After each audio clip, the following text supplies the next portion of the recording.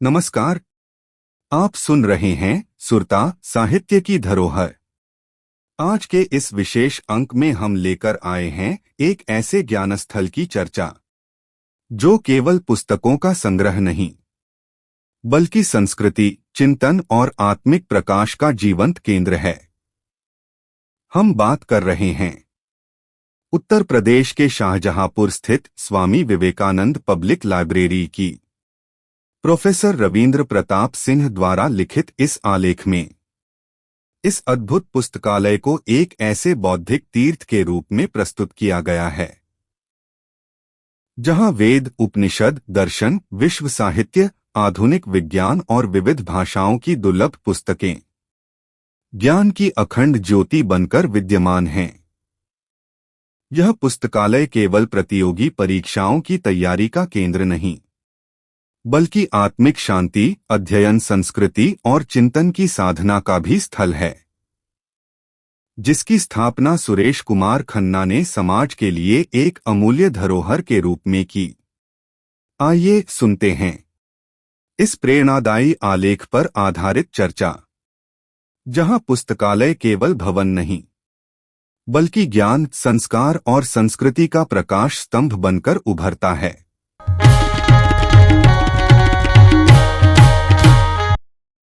आज की इस चर्चा में हम एक ऐसी जगह की बात करने वाले हैं जो मतलब सोचने में किसी साइंस फिक्शन फिल्म का सीन लगता है। हाँ।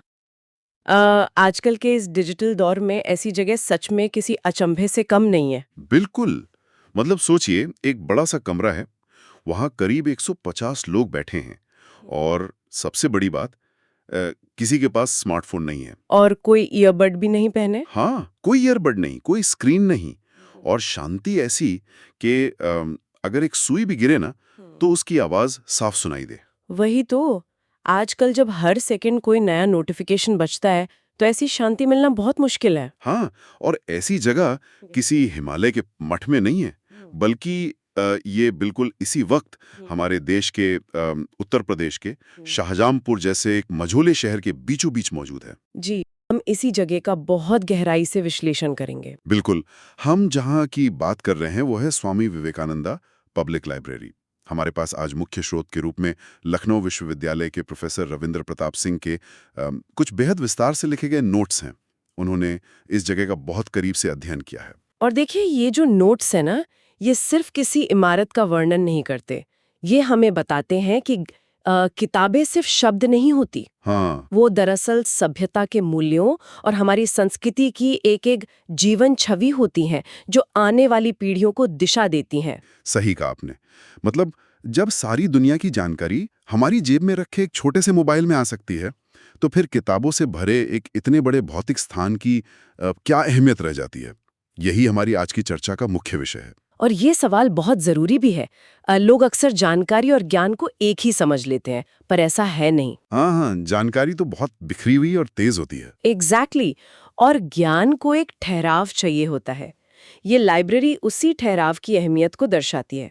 तो उस ठहराव के बारे में बात करने से पहले इस जगह की नींव पर थोड़ी चर्चा कर लेते हैं।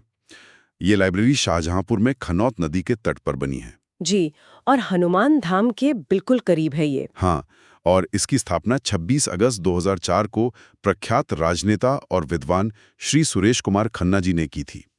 अब प्रोफेसर सिंह के नोट्स में उन्हें सिर्फ एक राजनेता नहीं कहा गया है। हाँ, उन्हें राजर्षि शब्द से संबोधित किया गया है। वही, मतलब 2026 के इस दौर में एक पॉलिटिकल फिगर के लिए राजर्षि शब्द का इस्तेमाल थोड़ा अनयूजुअल लगता है ना?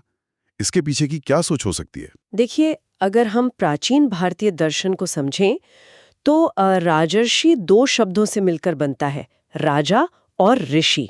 अच्छा, राजा और ऋषि? जी। इसका सीधा सा अर्थ है एक ऐसा शासक जिसके भीतर एक ऋषि जैसी विद्वता और दूरदृष्टि हो। मतलब प्लेटो ने भी तो वेस्ट में फिलोसोफर किंग की ऐसी बात की थी ना? बिल्कुल, फिलोसोफर किंग। तो जब सत्ता और ज्ञान एक साथ मिलते हैं तो उसका असर सिर्फ सरकारी नीतियों में नहीं दिखता, बल्कि उस शहर के आर्किटेक्चर में और वहां के संस्थानों में भी झलकता है। यानी वो लाइब्रेरी उनकी विद्वता के एक आर्किटेक्चरल मैनिफेस्टेशन है। हाँ, एकदम सही।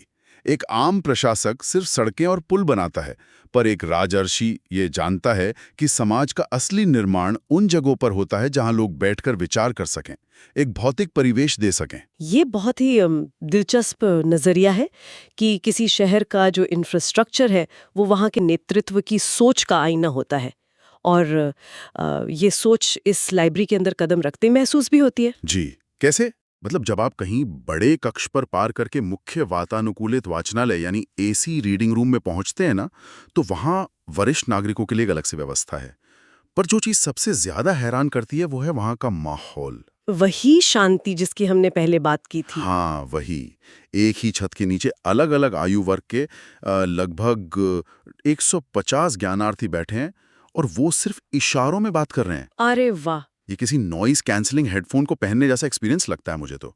मतलब बाहर इतना शोर है, राजनीति का शोर, ट्रैफिक का शोर, और इस इमारत के अंदर 150 लोग बिना एक शब्द बोले एक साथ संवाद कर रहे हैं। ये कैसे संभव है? देखिए, इस शांति को सिर्फ शोर की गैर मौजूदगी कहना ठीक नहीं होगा।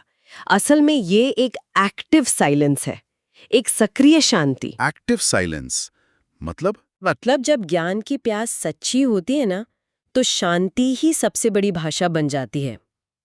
जब इतने सारे लोग एक साथ एक ही उद्देश्य के लिए गहराई में उतरते हैं, तो वो एक सामूहिक एकाग्रता बन जाती है। हाँ, इंसान तो वैसे भी सोशल एनिमल है।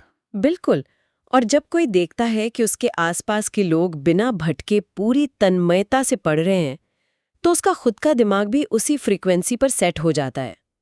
ये कोई जबरदस्ती थोपी गई खामोशी नहीं है। मतलब डंडे के जोर पर बनाया गया अनुशासन नहीं है। नहीं, बिल्कुल नहीं। ये डिजिटल शोर शराबे वाले इस दौर में एक बहुत दुर्लभ चीज है, एक कलेक्टिव फोकस है। ये बात तो चलिए समझ आती है कि वहाँ का माहौल फोकस करने में मदद करता है, लेकिन यहाँ मुझे थोड़ा सा डेविल्स एडवोकेट बनना पड़ेगा। हाँ हाँ, पूछिए। देखिए, ये सब सुनने में बहुत ही रोमांटिक और नॉस्टैल्जिक लगता है कि वाह, कागज़ की किताबें और शांति। लेकिन सच्चाई तो ये है कि आज हमारे पास स्मार्टफोन हैं, ई रीडर्स हैं। जी, वो तो है। तो इस लाइब्रेरी में जो भी कलेक्शन है, चाहे वो वेद हों या शेक्सपियर की किताबें, वो सब तो आज एक पीडीएफ के रूप में कुछ एमबीज में आ सकती हैं। फिर कागज़ की किताबों के इतने बड़े कलेक्शन को भौतिक रूप में संभालने की क्या ज़रूरत है? क्या ये सिर्फ पुराने वक्त को पकड़े रहने की कोई जिद नहीं है? ये सवाल बहुत ही प्रैक्टिकल है और लोग अक्सर पूछते भी हैं। लेकिन इसका जवाब हमें नोट्स में दी गई एक बहुत ही सुंदर संकल्पना से मिलता है। अच्छा, क्या है वो? वहाँ संस्कृत का एक बहुत सटीक श्लोका दिया गया है। विद्या नाम नरस्य रूपम अधिकम प्रच्छन्न गुप्तम धनम। प्रच्छन्न गुप्तम धनम, इसका क्या मतलब हुआ? इसका अर्थ ये है कि विद्या मनुष्य का वो रूप है जो एक छिपा हुआ धन है, एक ऐसा खजाना जिसे कोई चुरा नहीं सकता। ओह, यानी ज्ञान सबसे सुरक्षित खजाना है। बिल्कुल। और जब आप स्क्रीन पर पढ़ने और कागज पर पढ़ने की बात करते हैं ना, तो दोनों में बहुत बड़ा फर्क है। डिजिटल उपकरण हमारी आंखों और शरीर पर दुष्प्रभाव डालते हैं, लेकिन भौतिक किताबें बचपन से ही हमारे मानसिक स्वास्थ्य को मजबूती देती हैं। हाँ, स्क्रीन पर तो हम लोग बस स्किमिंग करते हैं। वही तो, जब हम कोई किताब हाथ में पकड़ते हैं, उसके पन्ने पलटते हैं, तो हमारा दिमाग अलग तरह से काम करता है।